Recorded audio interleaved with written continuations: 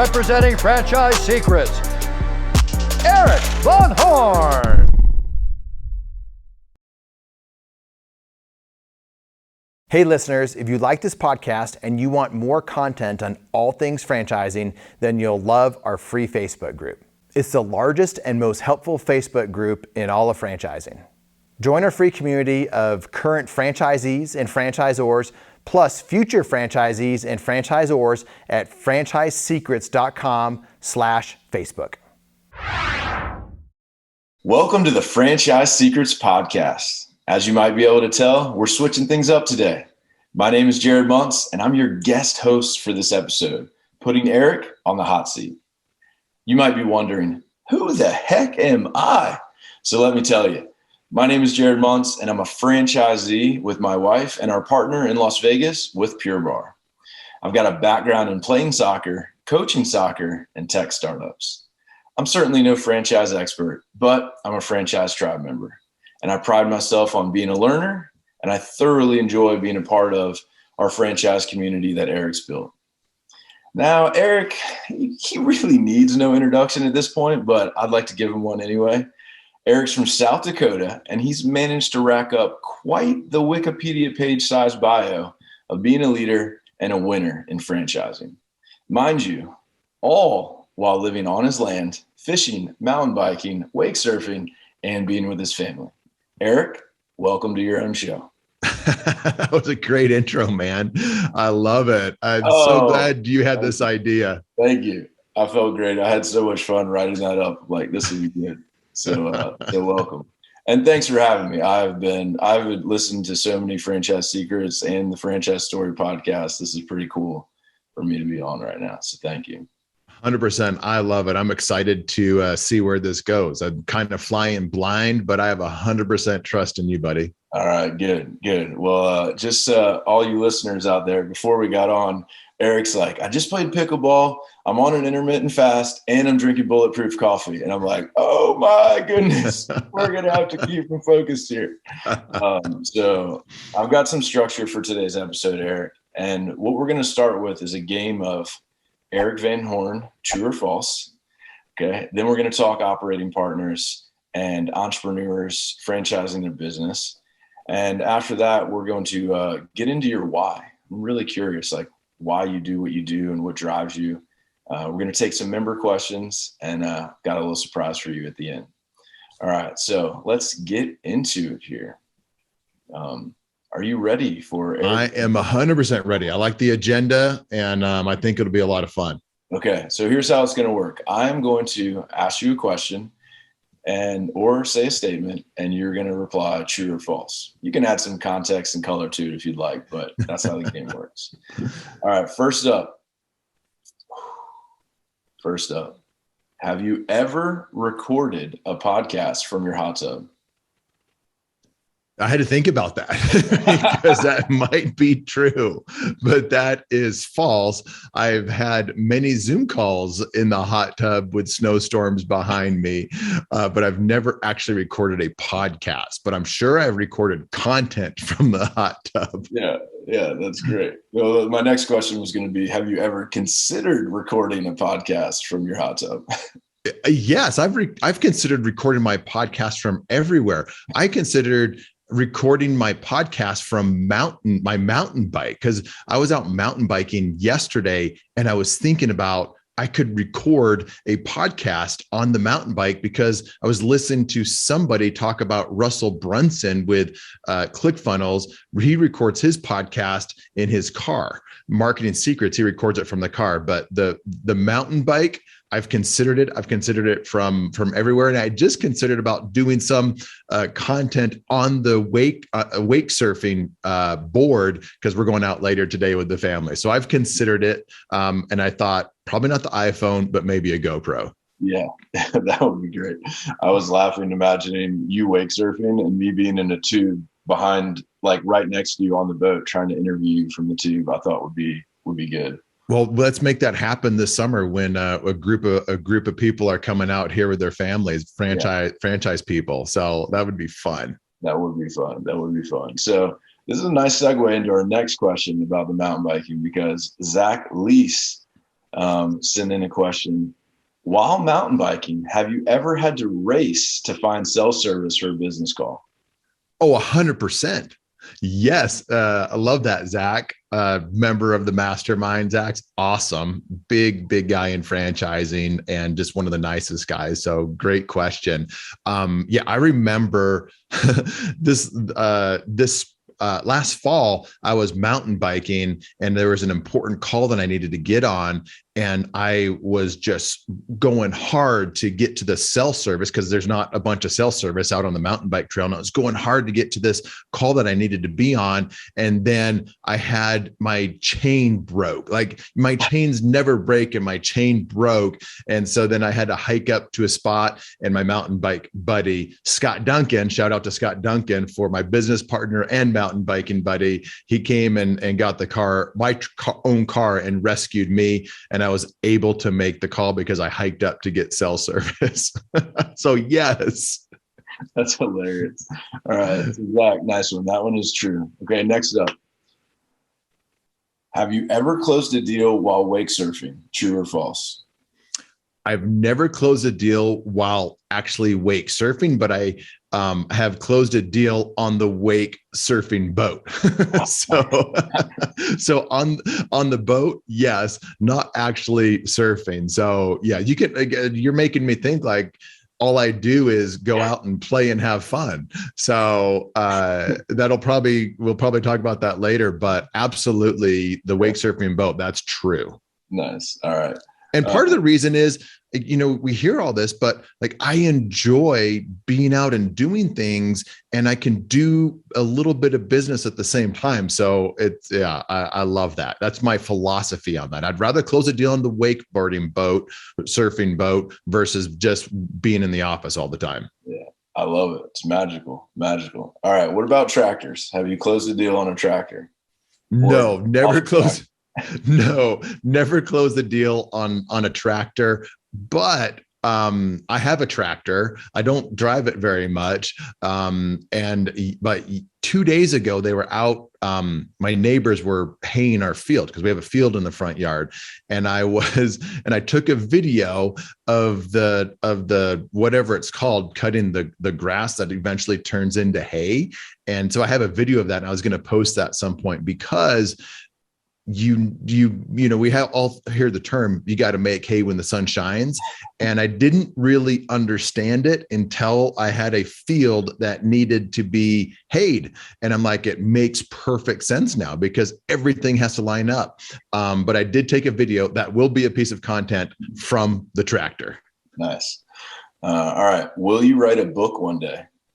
Man, I've been thinking about that as well. I have friends like Tucker Max who owns Scribe Publishing and he like did David Goggins' book and a number of other books. Chandler Bolt with Self-Publishing School is a friend and he helps you self-publish things. So I've thought about it. As a lot of people, they've probably been encouraged to do it. I'm, no different, been encouraged to do it. My friend Justin Donald, the lifestyle investor, shout out to Justin, fantastic guy. Got a great book and he's like, Erik, it's amazing what a book does to your personal brand. And I was just reading Dan Fleischman's book, who's the leader of my mastermind, on personal branding. So there may be a book at some point, but it's also, there's time investment that goes into that. I'm not sure I want to do that. What would be a working title or two for your book?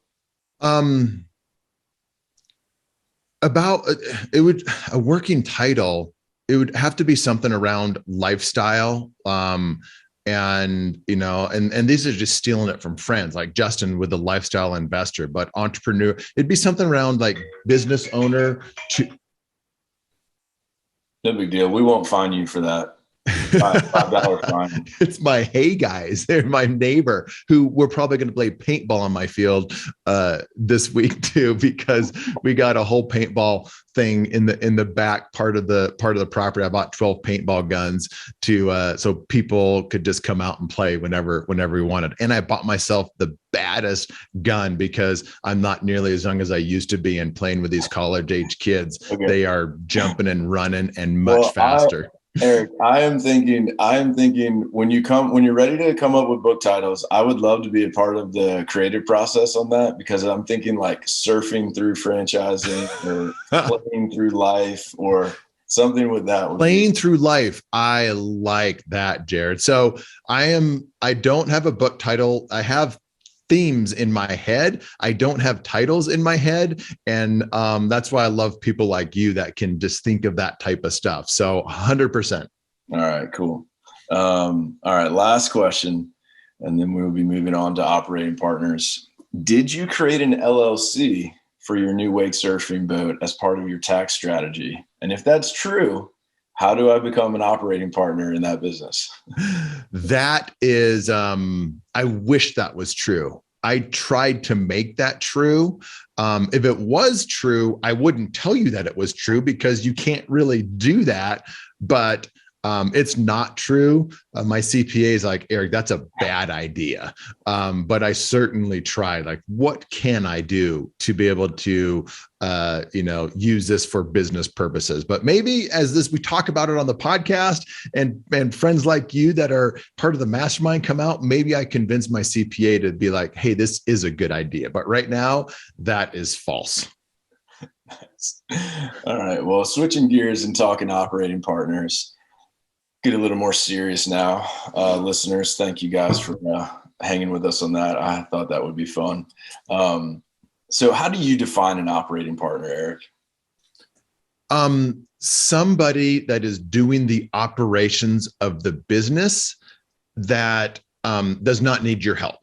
They are an ideal operating partner, someone that enjoys the role of operating the business and doing the day-to-day, and they don't need your help as the equity partner or other partner, financial or whatever. And when you do help as an equity partner, then you can just only add value to that. So think about like as an investor into a company, it's always nice to invest into companies that you can add value to. So I'd like to have my operating partners see that I can add value beyond just the money. But that's ideal operating partner. They're actually out there doing the work, and they are building the business, and they are getting compensated fairly for it, and they are driven and excited, and they want to grow with the other partner. So there's a mutual respect for each other.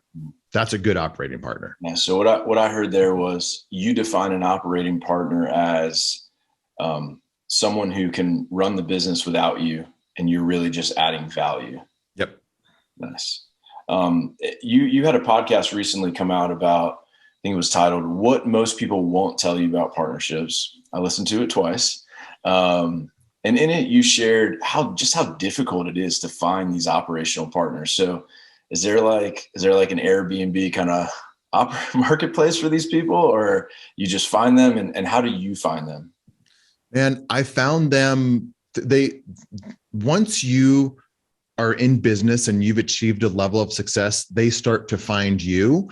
If you are kind of putting word out there that you are open to opening up other businesses, you're interested in partnerships. And so you just I put the word out there. And it's not just because I have a podcast or a following.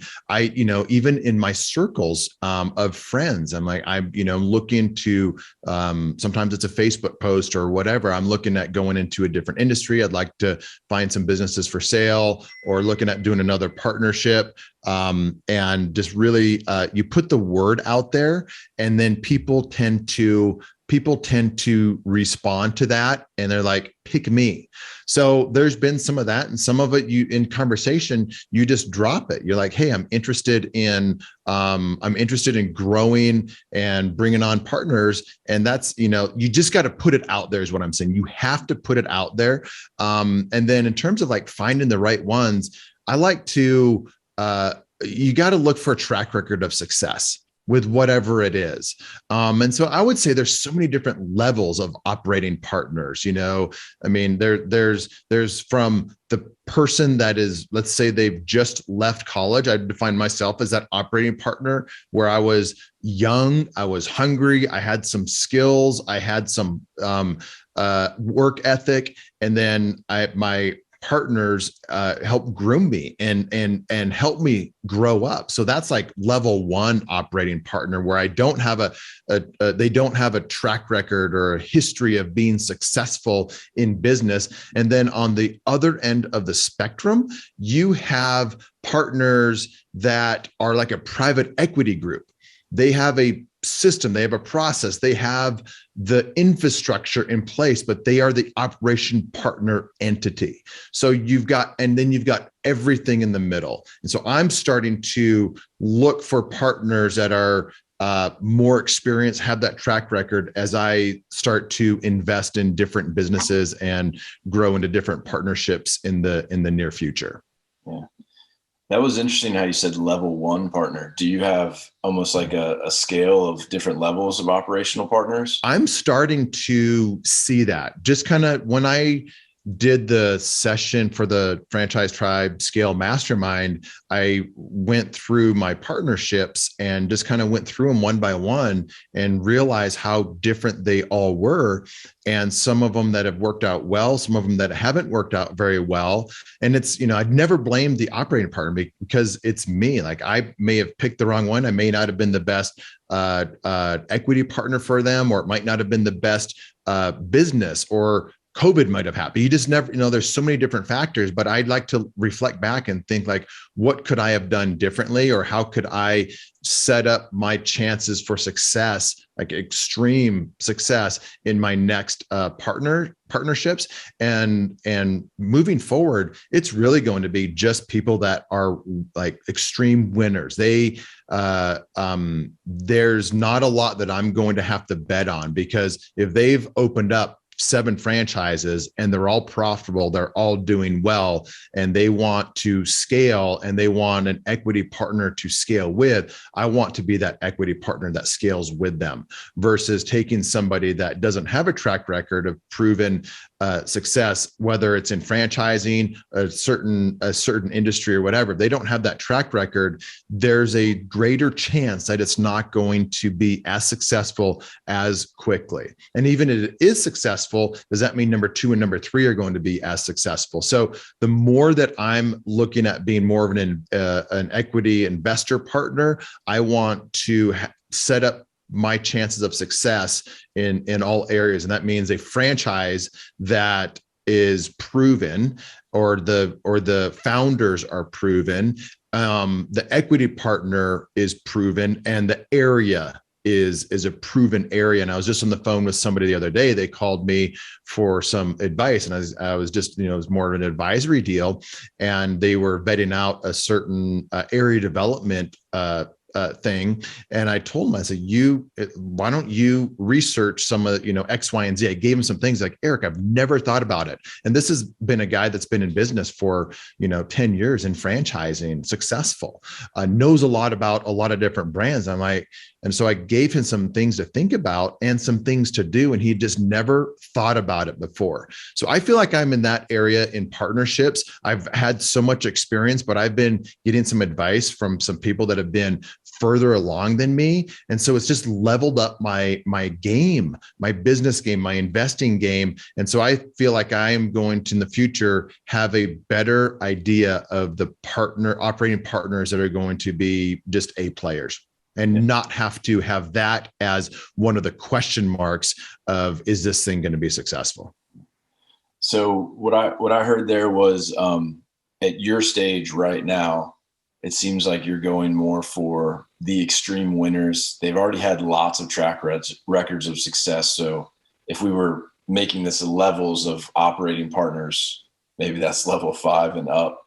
For those level 1, level 2, level 3 sort of operating partners, maybe the person who's fresh out of college, young and hungry, going to be more risky because they don't quite have the business track record of success. Thinking back to Erik Van Horn quite a few years ago, how would you find an operating partner like that, besides just putting the word out and just kind of saying, I'm looking for someone? In groups, you go to where they are. And so Facebook groups are a great way to do it. You ask the franchisor, do you have anybody that doesn't have the money, but they want to start a franchise? So you can ask them. Maybe you run across any of those types of people. You get into a Facebook group of in the industry, whatever industry it is that you're looking at, if it's fitness, if it's service-based, whatever that is, you get it, or even niche it down even more into roofing or solar or cleaning or yoga, whatever it is. You get into Facebook groups where there are coaches helping those people. And then you start to just start to comment in those Facebook groups. And then you can say, I'm looking at getting into this business. I'm looking for an operating partner. Or you just start to say, like, who has had success with operating partners in this group, or so I see that so much just randomly in different Facebook groups. Shoot, in the Franchise Secrets Facebook group, there are people in there that are not, I know them, they're not ready to start a franchise because they don't have the money, but they are ready to learn and grow, and they would love an operating partner. And so that's just another thing, is just inside these Facebook groups, get in there and just start getting active. When I started with Mighty Dog Roofing, one of the first things that I did when I knew that we were going to be in the roofing space was go and look at all the different Facebook groups to learn. So I think Facebook groups are just an underutilized asset that we have to do research on all kinds of things, including learning about and finding operational partners. But I'll say this as well. It's the least successful operating partners for me have been the ones that I didn't know beforehand. So I didn't know them. They weren't close friends before we were operational partners. And those were, for me, in my experience, the least successful. So as I look at that, I'm probably not going to be doing much of that anymore. It's going to be people that I know, people in my circle, or people, maybe it's an equity partner of mine that we're equity partners together, and they have that relationship where they know and like and trust somebody and it fits for them. So like, I would also be open to that, whether it may not be my direct relationship, but it would be somebody that has a direct relationship that I have complete trust in. Yeah. So that's why it's just putting word out there that you're thinking about doing something in conversation with people. Okay. So you let's say you find these people, whether you've known them a long time or not. How Christian Daduluk, which I'm probably messing up the last name. Sorry, Christian. He had a question around, like, how do you qualify this person? And then I had a follow up to that, like assessing their personality, behavior traits, how they're going to handle money and stress. Like, what's your thought process and mindset around analyzing someone like that? Yeah, I think you can never analyze it enough and put it through stress, like stress test that person. Think about it as an interview. If you were paying someone $300,000 a year, like what, and the job is really worth $50,000 a year, but like all of a sudden you're paying $300,000, and you would just do a lot more research on that person. You would put them through a lot more tests. You would get to know them a lot more. And then also going into that, knowing that you want to find out how they react under stress, under pressure, especially things that they haven't dealt with before. So a lot of it's just through conversation. It's not necessarily in a sit down face-to-face interview where it's an interview thing. And you're like, hey, Jared, how do you respond under stress? It's like, I'm great under stress, and then it's just real. In my head, I'm laughing over here. I'm like, does Van Horn have like a ropes course at his house that he would put me through? Like, what would happen? And then shouting VA questions at me. We have barbed wire that you have to crawl under while I'm interviewing operational partners, and paintballs flying over you. So,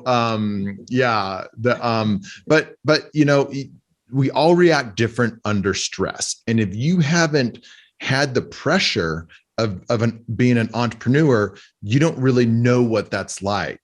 And if you are just getting to know someone, you don't know how they respond under stress or under pressure. So you need to ask them questions in casual settings where you are just really getting to know each other, doing fun stuff, but getting to know them. And then you ask questions related to that. What's been some of the most stressful things that you've dealt with? And how did you respond to that? When did you not respond very well? What did you learn? So I just want to know the more that people are open to talk about the things that they didn't do right, the more that I'm like, okay, they're being real with me. And I love it when people are being real. And that's, and people that really know me, there's a lot of people out there, Jared, and you've seen it until you got to know me. There's the personality on the podcast and on the videos and all these other things, but that's who I am in real life. And I am more open to share my failures than I am to brag about my successes. And I think I probably do that too much. I'm okay with my failures and things that haven't gone well for me, because that's how I learn. And so I love partners that have that same type of philosophy, humility, honest, trustworthy. Like those are, so start to think about the character traits, not just how well they will do in a position, because those character traits are things that will, those are the things that really matter at the end of the day. If they have all the skill sets, but they don't have the character traits that are important to you, then it's a no-go. So so both of those things are important, but character, man, that is extremely important. Okay. So I like that you dropped in some specific examples on like questions you would ask around stress and getting to know them, and being like how you want them to be open that things didn't go right and just be real. When someone is answering, what's your mindset as far as like the answer they're giving you? Are there certain cues you're looking for, behaviors? Like, how do you know that? How can you believe them or not believe them? I was listening to a podcast the other day. I can't remember who it was, but it's somebody that I know. And somebody asked a question: how do you know if someone's a fraud? Like if you get into a partnership, how do you know if they're just an absolute fraud? And they said, that's like the one thing that you don't know. Like if they're good and they're a fraud, you're just not going to know it. And that's the extreme. So you're not going to get everything right. I'm not always going to get everything right, but a lot of it's intuition. And then just being able to always take a step back and look at things from different angles. How would my wife look at this? How would she respond to this? What would she see in this that I'm not seeing? So just getting out of my own head, how would one of my smart former business partners, Dan Castellini, he's a tremendous friend and just been a great business partner over the years, what would he think? What would his mindset be? So I try to always take myself out of different situations mentally to understand how different people would view what they're viewing, because it just takes my own bias out of things. So I just try to just play mental games with myself to get out of my own head, to look at things differently. But a lot of it's just my gut. And then I talk to my wife about stuff. And I'm getting better and better at talking to her and getting input from her, and then she's getting better at giving it to me, because if you are an entrepreneur and your wife she was in business with me before, but now, we got these 3 girls. And so she's like CEO of the house. And so sometimes spouses may not feel like they have enough say or weight in the words that they do say. And so that's something that we are growing in. We've always been pretty good at it, but we're definitely growing in that, where she knows that I respect what she has to say, which gives her more freedom to say what she's thinking. And the best thing about this, Jared, is just being able to frame things, like me help her frame things, her help me frame things. That way it's not like, hey, I think this is a bad idea, but I give her better ways to ask questions or pose things to me that gets me to open up more about things that I'm seeing and feeling, whether it's people or businesses or whatever it is. So we are growing in that. But significant other, spouse, friends that know you well, if you can just start to share with them about some of the people that you're looking at bringing on as an operating partner, you can say, hey, I see this in them. This is what I like. And then they can bring a different perspective. So I am, to sum that up, try to get a mindset myself to have a different perspective and then solicit different perspectives from people that know me well. Okay, nice. In your podcast, the Partnerships podcast that came out, you shared about it's like hiring someone, which you referenced earlier, and you mentioned reading some books on hiring. Can you share 1 to 2 books that you like on hiring? Oh man, I forgot the names of some of these books on hiring. We'll put them in the show notes, but I did. When I was recruiting for our CMO at Mighty Dog Roofing, I was really into hiring and looking at some of those books. And I remember just they give you questions to ask, and it's not the normal checklist of hiring questions. They're about getting a response from the person that you are thinking about hiring.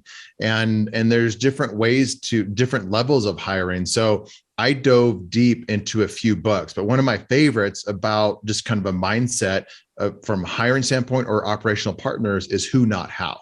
So the book Who Not How is finding the right who. And this is one of the things that I'm better at, is finding the right who versus just doing the how.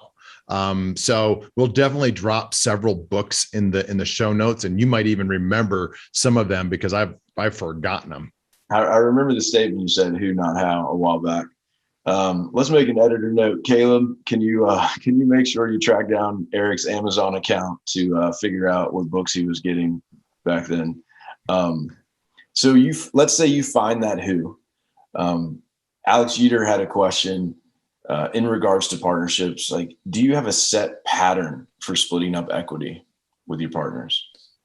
Alex, good question, man. And again, Alex is part of the Tribe Mastermind as well, and great guy doing, again, big things in franchising, multiple brands, and just bought another one as an area developer. And I see him all over social media now. So it's so fun to see that. I see his Evergoal post, and I'm like, I'm always being so hungry, and those look delicious. Oh yeah. So yeah, he's doing great with Everbowl. And I'm glad he got connected through Everbowl, just, cause I had Jeff Fenster on the podcast, and it's just cool to see how everything, starts to happen through a network. But what was the question? How do you, I was like, I feel like I should jump in and remind him of the question, but yeah. Yes. The question was, do you have a standard way of splitting up equity? I don't have a standard way of splitting up equity. And even, one of the structures that I like right now is debt and equity. If it's a partnership, I think it's a really clean way to do it. You have debt, and then you have, and then you split equity on the back end. So let's say the business is $100,000, that the operating partner puts in 90,000. I mean, the equity partner puts in 90,000. The operating partner puts in 10,000, and then the operating partner gets paid a salary, and then the partnership grows, the business grows, and the debt's paid back quickly, or at a higher level, higher percentage so the debt's paid off, and now there's just equity in the deal, and maybe there's a 40% equity to the equity partner and 60% to the operating partner, and the partner is getting paid and getting equity. So I like that structure. I also one of the things that I'm just more and more interested in, again, going to a higher level operating partner, and this is something that more people can do. So you don't have to be 20 years in business to get higher level operating partnerships. What I'm seeing out there are these equity groups that are good at running businesses, that their model part of their model is being a really good operating partner. And then you put in, let's say 100% of the deal. Let's call it $500,000. You or a group of you put in $500,000 to fund the deal. And then you, as the equity partner, get 40% of the business, but you don't get, it's not debt. You don't get paid that back. You get paid in operating profits, and you get, 40% of that. And then you pay a management fee to the operating partners. What I like about that structure is the operating partner is proven, because it's not, they have a CFO, they have a CMO, they have a CEO, and then they have people on the ground actually doing it. So there's a full system and process for the operating partner, and it's an operating entity more than just a partner, and it allows people that are not necessarily able to get into business because they have a full-time job or whatever, but they could put 10 or 25 or 50,000 or $100,000 into a group like that, and then still get into the business game and start to learn it. So I'm starting to identify more opportunities like that. Just because I'm going a lot more into investing. And I didn't even know some of those existed. So I like those types of opportunities, but I would consider that like a high level partnership.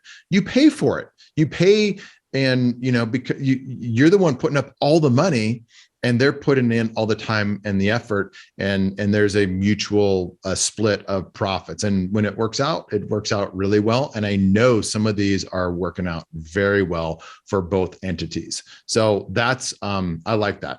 Knowing what you know now, if you were looking at more of a, let's call it a level 1, level 2, level 3 operating partner, in maybe like a 5-pack or 10-pack type of franchise. Knowing what you know now, what would you do differently with that operating partner? I would set better expectations. And I think I would, 10 years from now, I'll probably have that same answer: set better expectations, because you can never over communicate enough. And because when things go really well, there's disappointment, because the operating partner feels like they did all the work, and they're only getting, not all the money, because you're getting a large piece of the pie.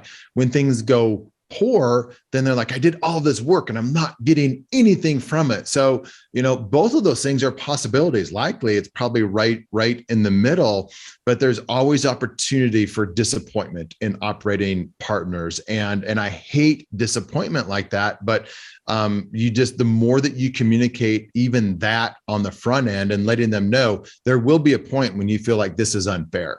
And so I wish I would have done that earlier with my operating partners, because it's absolutely true. And at least you can come back and say, yeah, I knew that this was coming. Remember when I told you before we even started that you would feel like this was unfair at some point? Well, we are here now. And so I like setting the stage like that now. And that's one of the things that I would do differently. And I think I would pay them a salary. That way they are getting something for their efforts versus just doing sweat equity or earning equity. Again, when things go really well, faster than you wanted, then the sweat equity, they're earning that faster. And that's always good. But in business, things don't always take off extremely well. Not everything's a crumble cookie. Not everything is Orange Theory, where things just go really well in business. So if business happens normally, there's ups and downs. It happens slower, sometimes a little bit faster, and then things drag on a little bit more. There's always challenges, and those challenges present a challenge to the operating partner and the equity partner at different times. So just greater communication of that piece of it. Okay. I'm restraining from taking notes, Erik, because I'm like, oh yeah, I'm interviewing, not listening to him right now on a podcast, taking notes at my own pace. So I will rewatch this and listen to it and take my own notes. That's really good. Last question on operating partners before we move into entrepreneurs franchising their brands. What questions should I be asking you about operating partners that most people don't? What questions should you be asking about operating partners that most people don't? do you need a partner? Like, why do I need a partner? So I would always ask on both sides of it, why do I need a partner? And does that, then that leads to, does this partner that I'm partnering with, whether it's equity or operational, do they fit really what I need? Because you might need a partner that has connections, and that might be the main thing that you need. And if that partner doesn't have the connections to be able to help you, but they have the money, then that's not going to be very helpful. Or if you need an operating partner that's going to be an equity partner that's going to be a mentor to you, that was me 10 years ago, but that's not me today. I'm not going to be good at that. I could do it, but I'm not going to do that. So you just want to make sure, you need to understand why you want that partner or need that partner, or why, I just ask why do I need that partner? And then make sure that those expectations are in line. If you need them for their skill sets, make sure that you're able to extract those skill sets when you need it. So that's the question that you didn't ask that you should have. Come on, man. I'll do a couple of push-ups over here as a punishment. All right. Well, let's switch gears and talk entrepreneurs franchising their business. I know that's part of your title now, franchise investor, consultant, blah, blah, blah. Like I said, Wikipedia page, which is fantastic.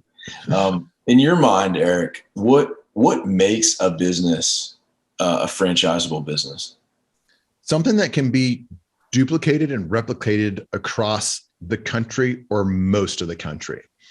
One of the things that we looked at Horsepower Brands when I was with them was solar. And we love that industry. I still love that industry. And I was talking to people that are major players in the solar industry last week in Dallas, Texas, when I got to see Emmett Smith, who's a franchise guy, by the way, but we won't go down that rabbit hole. But there are some major players in the solar industry, and they were coming to me because they know me as a franchise guy.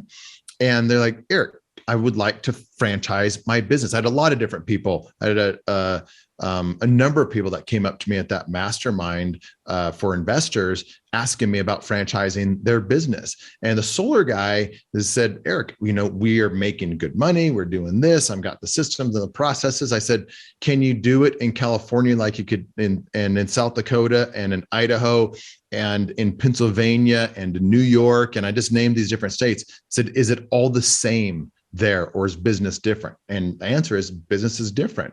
So when there's too many differences in different states, it presents a challenge. It doesn't mean that you can't or shouldn't, but it definitely presents a challenge, because you, in a franchise system, you have a system that's pretty much 80, 90, 95% the same everywhere in the country. Like painting, you paint a house, it's the same paint that you paint inside a house in different parts of the country. But solar, you've got state regulation. You've got different incentives that are always changing, and that industry is always evolving. And I said, can you guarantee that this industry is going to look the same today that it in 5 years that it does today? And they're like, no, it changes from year to year depending on the incentives that happen and what the energy credits are and all of these different things. So the answer to solar was no, I don't think that this is very good or suitable for franchising because of that. So it needs to be something. A lot of franchising is just boring stuff that you have a better way of doing it, or the franchisor does more for you because of their connections or because of the system that they've built. So if you can offer a ton of value for your franchisees in a boring industry, we'll just use painting, for example, because that's super boring, or maybe you have a little different spin on it, then that's franchisable. So that's probably the thing that a lot of people don't think about. They have a really cool business, but can you do it can you scale it across the country easily? And if the answer is no, then, or if you wouldn't want to go to certain markets that are major markets, if the answer is no, then it's probably not franchisable. While you were describing the solar example, I was picturing all the integrators out there being like, no, don't do it. Don't do it.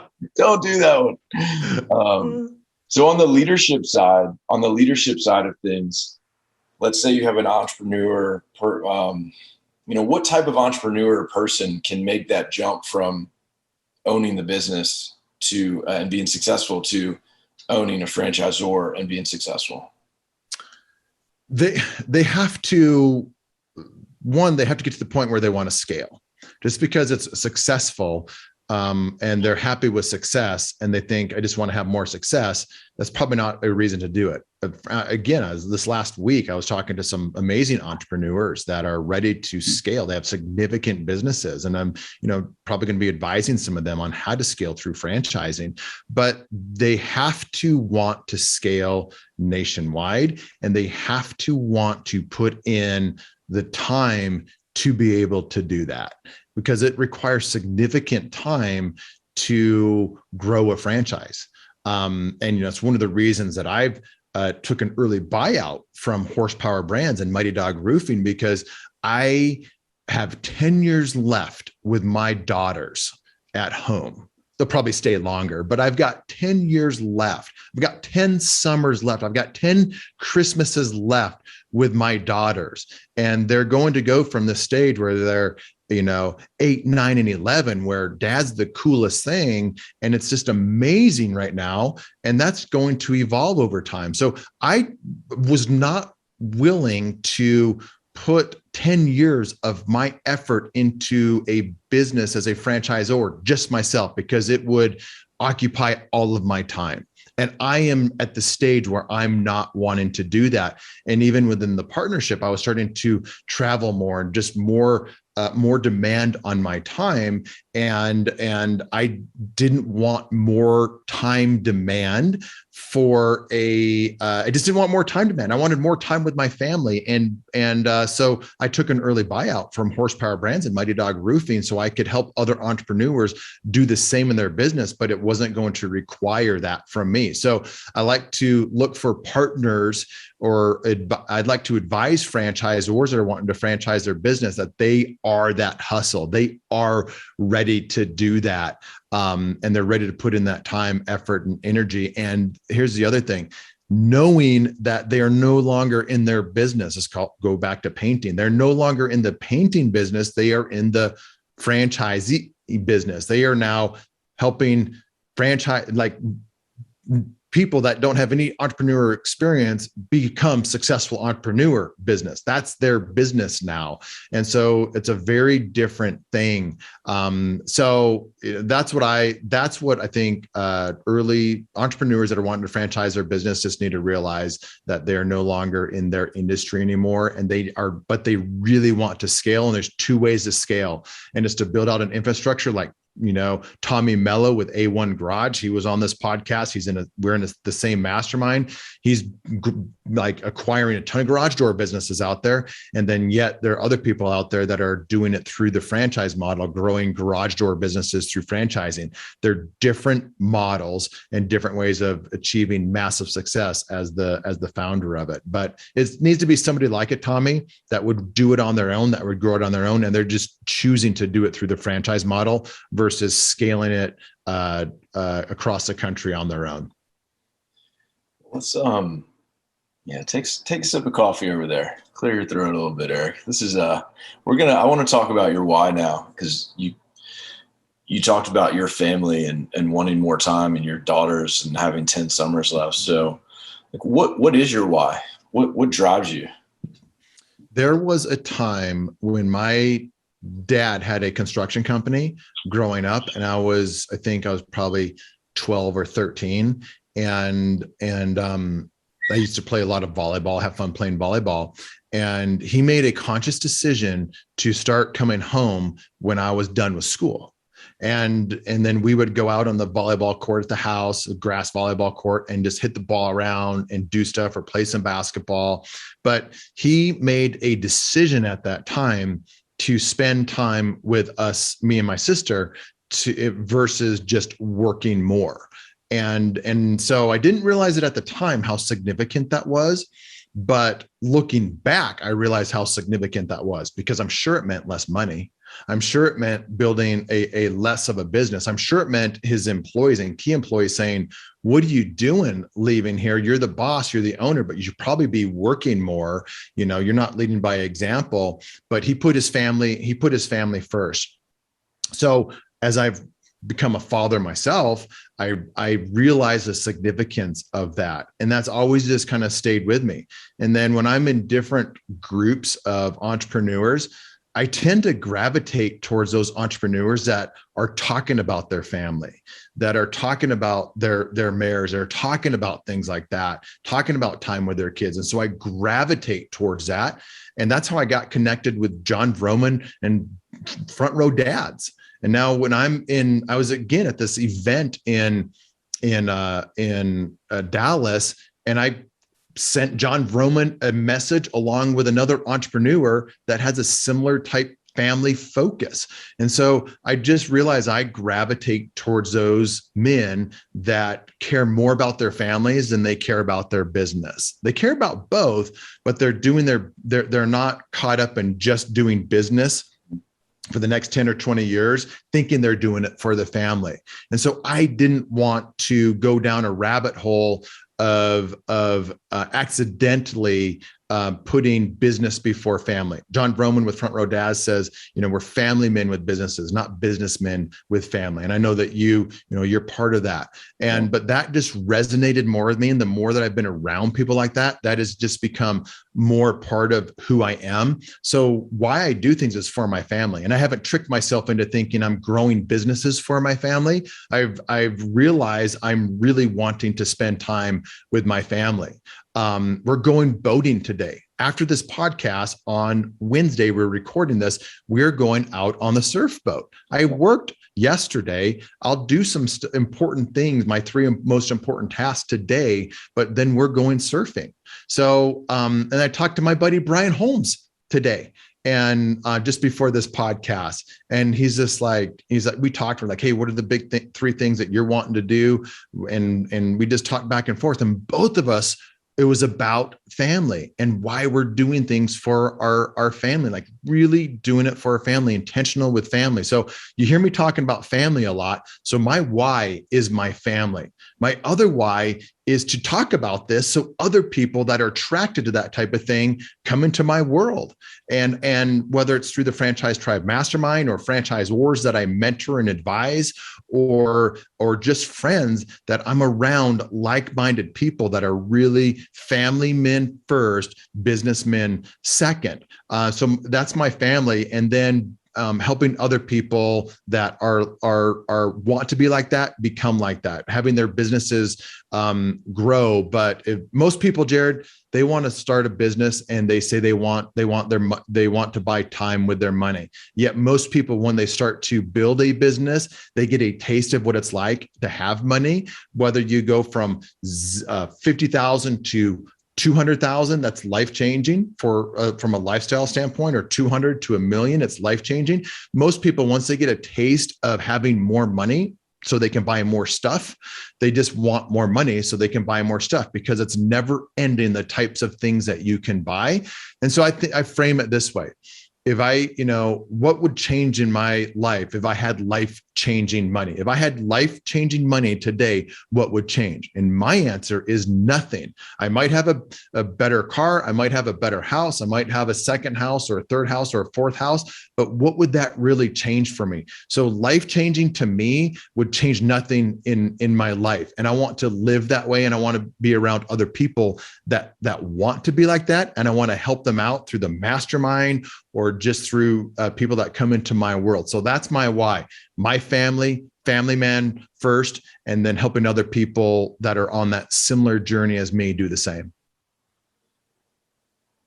I connected very strongly with the family vibe that you and Brian Holmes put off. Like, I first started listening to the Franchise Story podcast 2-ish years ago. And that was the first I connected with that. I remember listening to the first episode I heard, and I was like, it was for Anthony Geisler. And by the end, I'm like, man, this Erik and Brian guy, they're pretty good on there. I kind of like them. And they're talking about family and coming from the tech world, and where it can be like hustle till you drop, grind at all costs. I just didn't. That never like sat well with me. So I connected very strongly. So I'm curious to your mental game, because I've heard you quote Horsepower Brands could be $1 billion revenue company. You've got so much opportunity. I'm guessing you say no to things a lot, but with all that opportunity, how do you manage your own mental game on being okay not doing that so you can spend more time with your family? Because I feel like that's something that people will resonate with. So I'm curious. So how do I do what's my mental game on saying no to things so I can spend time? I guess like how do you balance all that opportunity and when in your professional life and still keep your priorities straight with your family life? It's not easy. I mean, it is absolutely not easy. And at times it's, I've gone too far, probably both ways. And, it's easy to start to sway a little bit more into the work and the hustle mode versus the family mode. And so for me, just knowing like it's something that I will always have to keep top of mind. I'll always have to probably fight against in ways, because as entrepreneurs, we're kind of wired to grow and to build. But I think the biggest thing for me is to be around the people that are like me, that are doing that have that same desire to enjoy their families.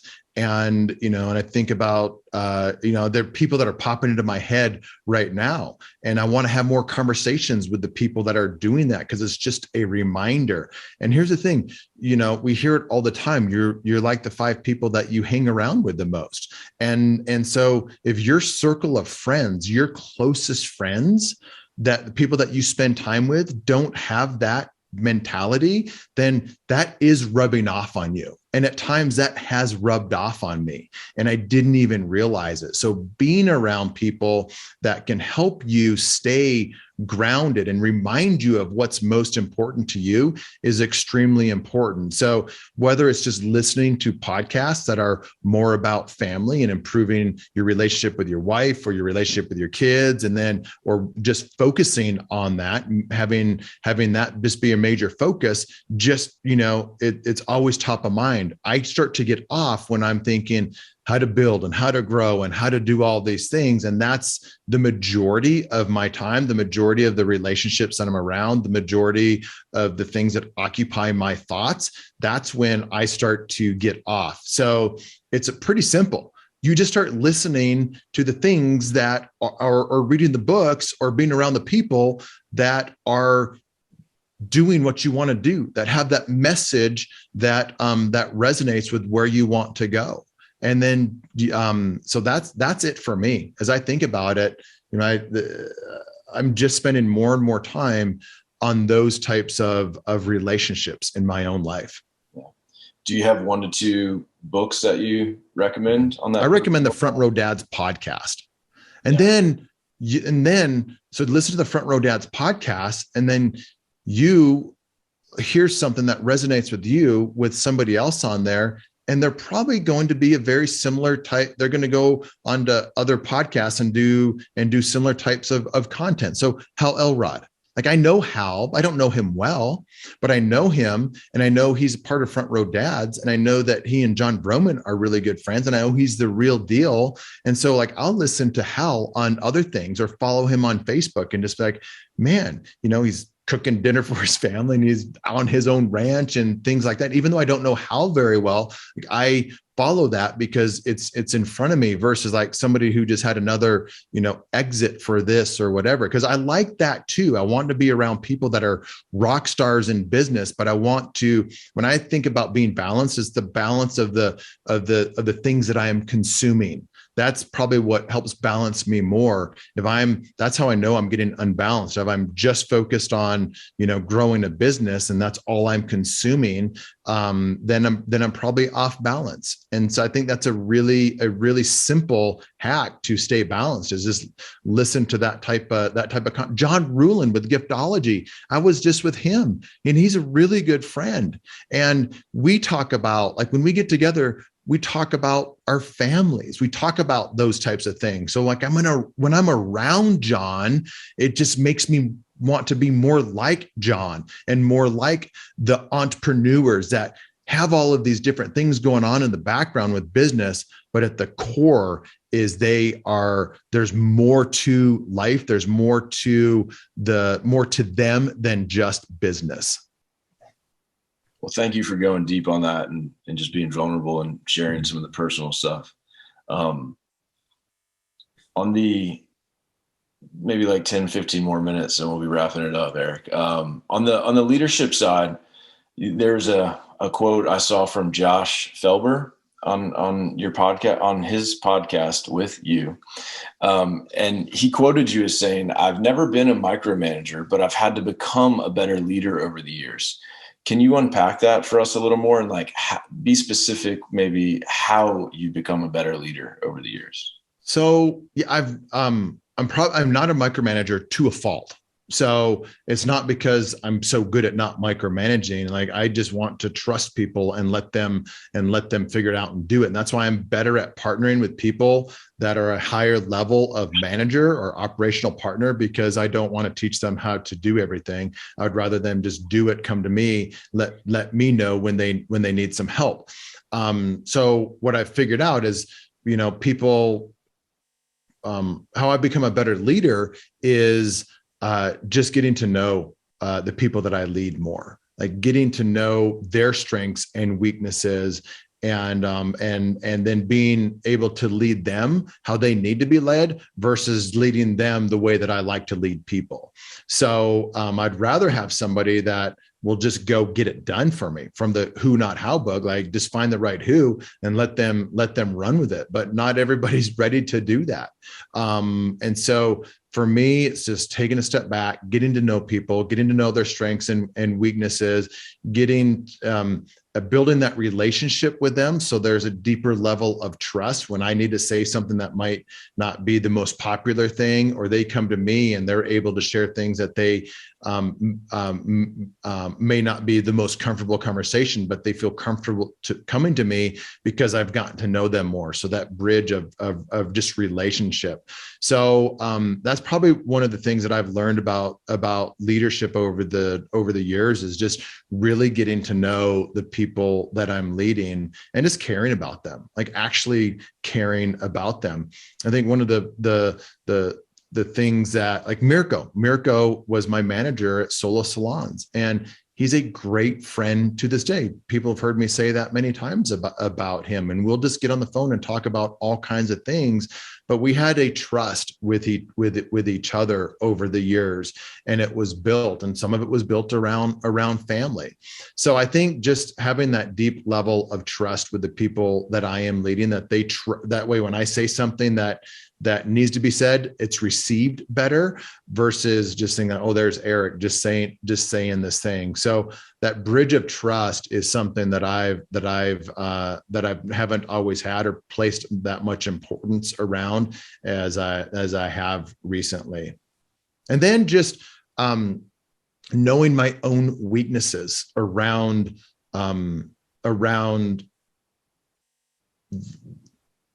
knowing my own weaknesses that could trigger things in the people that are following or that I'm leading.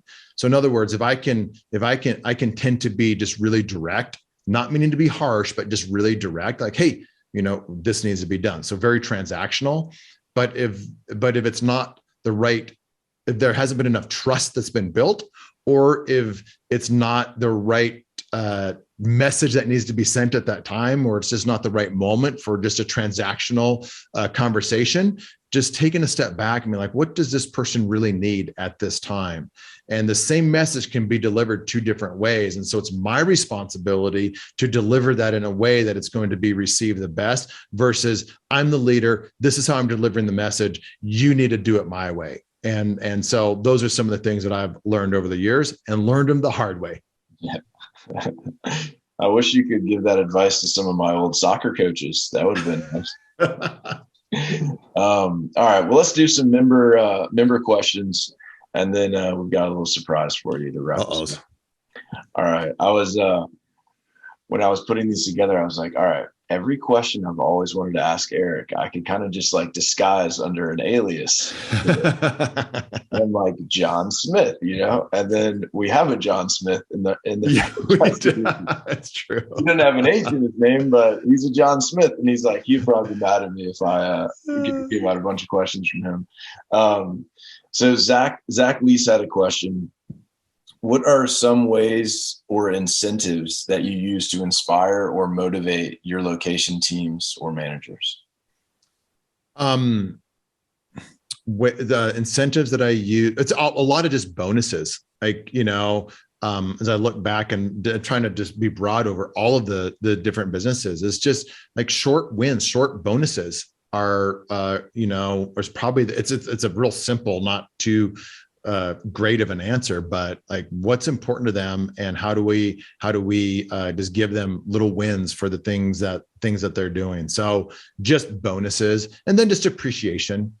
I mean, it goes without saying, but go back to John Rulin with giftology. I mean, and then just appreciation, like truly appreciating them and being thoughtful around them and asking them. One of the things that I think with this doesn't in necessarily in incentives, but this goes back to like what we were saying before, like actually caring about your team members and asking them about the things that are important to them, asking them how they're doing. So we had someone that was working a lot of hours and under a lot of stress. And I said, how are you doing as a mom with your children? Like, how is life? And so just and it's not a fake answer from me at all, because I really care about that, but I have to slow down to ask that. So sometimes it's just being, just knowing who they are and what's important to them on the personal relationship level. But then again, man, it's a lot of just bonuses, money, wins. And then as they're making really good decisions, just let them know that, hey, you made some really good decisions, good ideas. I love it when they come up with good ideas. My staff comes up with good ideas. Like I let them know it's a really good idea. And then I let them have control over it too. Like, how do we go and implement this thing that you just came up with and give them the freedom to do that? So I don't have anything extraordinary in that. Sorry to disappoint, Zach. All right. Next question from Ryan Casey. Have you ever gone into business as a minority owner primarily to give counsel and have a more passive role? And if so, were those situations only with people you had a long outstanding relationship with, or what else went into your due diligence on the operator? Minority partner. I've been a minority partner, but in a group of minority partners. So I haven't necessarily gone in as a what that means is like there's 5 of us that, we don't, there's so we all own equal amounts or somewhat equal amounts. So that's worked. The best things that have worked out there is just people that I know and trust. So I've never gone into a business as a minority partner in just like a 50-50 partnership where there's 2 of us partners and I'm like a 40% or 30%. That is going to be in the future for me, but it's going to be more as an advisory role on larger businesses, franchises that are franchising where I'm more of an advisor to them versus an operating partner or even an equity partner. Yeah. All right. This member question comes from me. What software and apps are you using daily and why? Can you name maybe 2 or 3? Yeah, I'm gonna have to. I use I just use a normal notes or like Evernote. So I use that all the time. I use okay, we're gonna have to pause this because I'm just trying to think off the top. I'm gonna get my phone because there are ones that I use all the time. I didn't know we could just tell Caleb to pause it. I use Otter. it's an app for recording. So if I'm out mountain biking or something like that, I click on that. Or if I'm in a meeting at a mastermind, or I'm talking to somebody that I just want to remember, I just click on the Otter app. I hit record. It records audio and transcribes it real time. So I really like that app. It's probably one of my most favorite that I use on a consistent basis. Calendly, I've used Calendly for forever. From an appointment, let people connect with me. So that's been, and you can do all kinds of different things with Calendly, but that's pretty much it. I'm trying to I'm trying to become less dependent on technology. I'm trying to do less with technology. I'm trying to do more with like the journaling and like a pen and paper and my tasks and the things that I'm doing. And so like, I love technology, but I'm trying to do less and less. I listen to podcasts all the time and Audible. So those are just like normal things. But yeah, man, it's Otter. Otter. And then one other thing, for anybody that's looking for like Facebook content and just making posts for your business, there's a great app out there called conversion.ai or IO, conversion.ai or IO, and it helps you with your content. And most people are really bad with content, and this helps you become much better. So that would be a big one for people. So I'm glad I remembered that at the last minute. Last question, then we got your surprise. What advice would you give the younger Erik? New franchisee, or maybe about to go from 2 units to 7? Boy,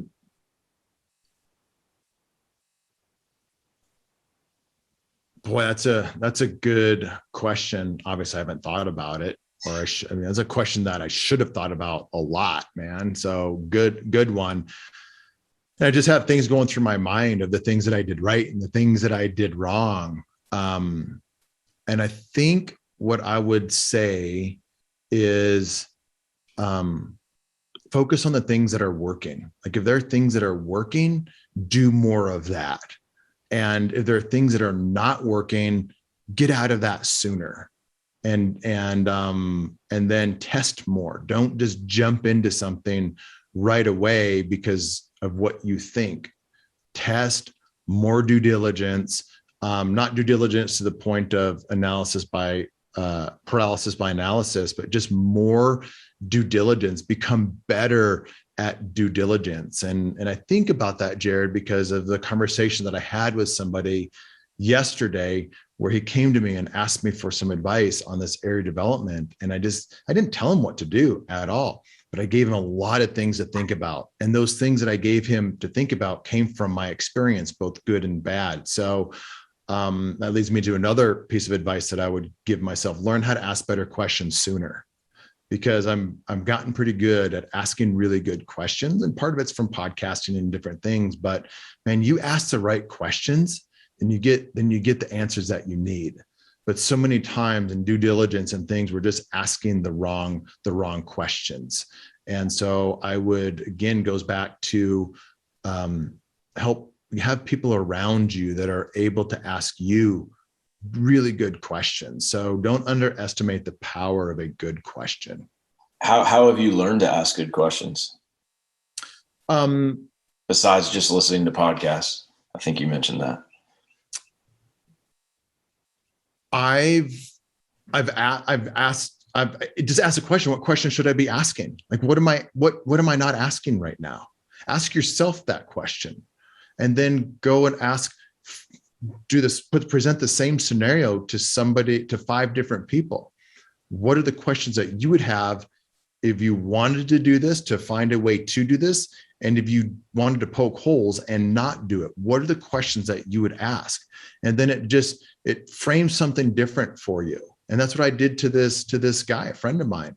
And so, because he came to me and said, Erik, what questions should I be asking myself that I'm not asking myself for reasons not to do this? Like, what holes should I be poking into this? And I love that, because it gave me as the advisor friend, the freedom to be able to take that angle of it versus him just saying, what kind of advice would you give me? What kind of questions should I be asking? It gave me the freedom to be able to go down the negative angle of that. But I also went down the positive angle of that. But I thought it was brilliant with him calling me up and asking me this stuff. And I had a franchisor call me up a couple of weeks ago, very similar things like, Erik, I would like your advice on this. I'm asking, 5 different people that are very experienced in the franchise world, the same thing. So we had some questions specific for this one situation in this franchise development process for his brand. And so he wanted 15 minutes with me, and he's a guy that I know and a very good franchisor, newer franchisor, but very good franchisor, right heart, which is a really big deal. But he asked me, like, Erik, what should I be doing in these different situations? And he asked me for not just answers, but for questions. And so ask people for questions, because here's the thing. You can't get better at asking questions if you just ask the same questions and you think that you're just going to try to ask better questions. You need other people to show you the questions that you should be asking. And then you just start to think differently. A book on, I don't know if it's going to help or not, but I think it will certainly reframe the way that people think about stuff is The Hostage Negotiator. Chris Voss has a fantastic book out there. And I've spent time with Chris. I spent an hour at a cocktail party with Chris, and I got to ask him some really cool questions. It was just me and him talking for a long time, but he's got this great book called Never Split the Difference.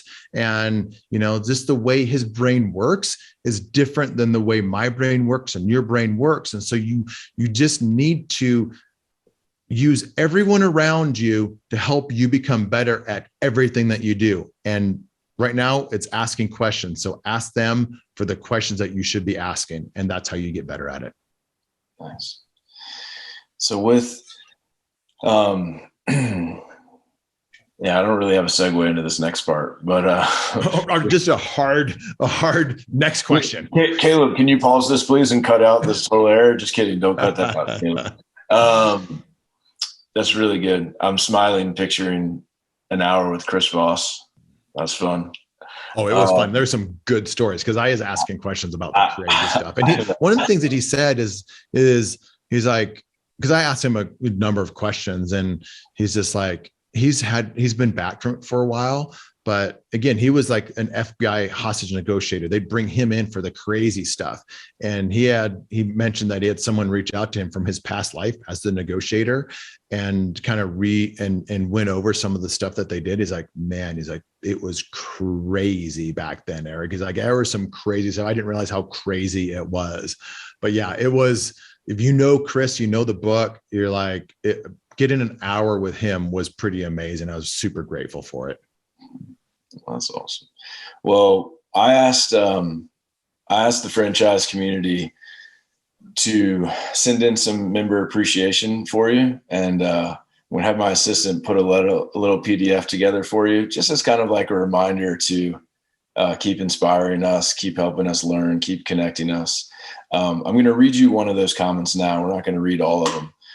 There should be a lot more, but I'm going to blame that on the Facebook algorithm not showing it to everyone. I should have wrote like it was your birthday or married or something. Yes. So I don't want you to judge how much people appreciate you based off the amount of comments we got. I'm sorry about that. I tried. I'm going to go tag half the group now. That's how you do it in Facebook. You got to tag people, even in groups. If you don't tag people, like Facebook doesn't show it to very many people. It's crazy. I friended Zach Leese, and I wrote him a message because I was like, hey man, I tagged you on Facebook saying thanks for your comment, because he left a comment. And then Facebook suggested we should be friends. So I was like, well, yeah, we probably maybe should be friends. Like, we're in the same group. I'm like, okay. So I friended him and I left that comment. So this is a one appreciation comment from Lee.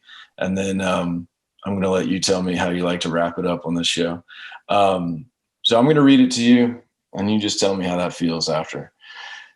Lee says, Erik is awesome. I've learned so much from that guy. I started listening to Franchise Secrets about 6 months before I met him. I think I listened to every show twice before reaching out. fast forward a year later, he has been a wonderful mentor and advisor. Can't say how much I appreciate him for everything. Lee is amazing. It's, one of the things that I started the Franchise Story podcast with Brian. I started Franchise Secrets as a solo. And one of the biggest surprises has just been people saying how much it's helped them. And I've never set out to be an influencer. I don't consider myself an influencer. I'm probably one of the more vocal guys out there in franchising, but to get comments like that, I get people that will send me private messages and emails and just say, I've listened to every show of yours. I'm like, holy cow, that's amazing. But it just made me realize the impact that these interviews have. And one of the struggles that I've had is, when people want to talk, it's like, how do I choose, time with my family or time talking to people just to help them? But I think one of the things that I do is I try to talk to people, what they get nothing from it, but just to be able to have conversations with people that do send in like notes of appreciation like that, because people do that for me, Jared. Like there's no reason I should have spent an hour with Chris Voss or Cameron Harold or, sending Brian Scudamore a text message and say, hey, will you speak to the Tribe Mastermind? But they all spent time with me when they got nothing out of it. But it's because I spend time with people when I get nothing out of it. And I'm convinced that's what it is. And so it's also what it's done for me is there are people out there that are producing content and helping people out there. And it makes me want to appreciate them more because that's just how this world works. And so I've gotten more appreciative of other people and thanking them for different things. And people are doing that for me. And it's just this wild ride of being able to have new friends because of a podcast, being able to do this because of a podcast, being able to have the Franchise Tribe Mastermind because of a podcast. And it just makes, I am super grateful for the people that have done podcasts for me that have now become friends and I've gotten to know. And then I'm grateful for all the people that listen to this. And I try to give the most raw, authentic stuff to the audience in hopes that it adds value and really helps them. And that adds value is an overused term in the world today, but that's, it's the raw, authentic me. And it's funny when people like actually get to know me, they're like, dude, you're the same guy on the podcast and this and that and the other. Like, you're the same guy. I thought this was a show or this was your whatever. But as you know, I'm the same guy. And so like, I love what's happened in the Franchise Tribe and Franchise Secrets community. Friendships being made, the Janoskis and Chris Elmore and his wife, they posted on Facebook the other day how they got together in Florida. I was on vacation in Florida with my family, and Chris is like, hey man, let's hang out. And he drove far away to come see me. But it's amazing to be just part of the connection process. And I'm a huge relationship guy, and I'm super grateful for everyone that listens to me ramble on about franchising every week. All right. Well, I'm going to cut you off so you don't ramble too much longer. And you're like, I'm going to be late for whatever's next. But I was laughing at the Chris post with the Janoskis because Brian Davis and I hung out this past Sunday in Cincinnati. I was like in between locations and I'm like, hey dude, let's hang out in real life. And like later that day, he texted me, he's like, we forgot to get a photo and post it. I was like, I felt like a high school kid, like, I'm like, you're right. I had told myself, and I'm the one who posts. He doesn't always post, but like I'll post in the group. I'm like, I should have posted. But anyway, Erik, we really appreciate you being the raw, authentic you, and thank you so much. And I've had a great time guest hosting, so thank you. And you tell me how we should wrap this up. Jared, I appreciate you, man. You are an inspiration to me. You are a giver. You lead with giving.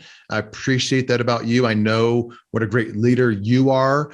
how many things that you've done in business and just who you are as a family man first. So I appreciate you being my guest host on my own podcast.